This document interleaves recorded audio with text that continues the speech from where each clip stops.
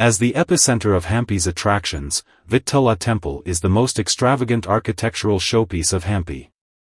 No amount of words can explain this spectacle. The temple is built in the form of a sprawling campus with compound wall and gateway towers.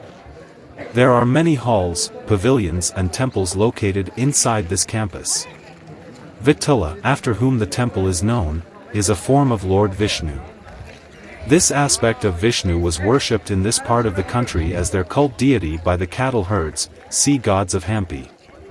The temple was originally built in the 15th century AD. Many successive kings have enhanced the temple campus during their regimes to the present form. You can even see the remains of a township called Vittalapura that existed around this temple complex.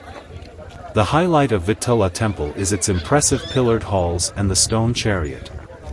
The halls are carved with an overwhelming array of sculptures on the giant granite pillars. The stone chariot located inside the campus is almost an iconic structure of Hampi.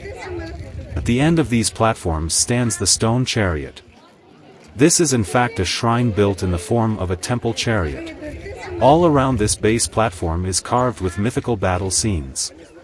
On leaving the stone chariot you reach the main hall in front of the Vittala temple. This hall, though partially damaged, is still awe-inspiring. Facing the stone chariot, a series of steps flanged by elephant balustrades gives access to this elevated open hall called the Mahamantapa, the Great Hall. The balustrades on the east and west porch of this hall is more dramatic with giant lion yalis fighting the relatively dwarf elephants. The Mahamantapa stands on a highly ornate platform. This fluted platform is carved with a series of floral motifs. The lowermost of it is a chain of horses, its trainers and the traders. The Mahamantapa contains 4 open halls within. The south, north and the east ones are still intact. The central western hall is collapsed, probably due to the arson that followed the fall of the capital.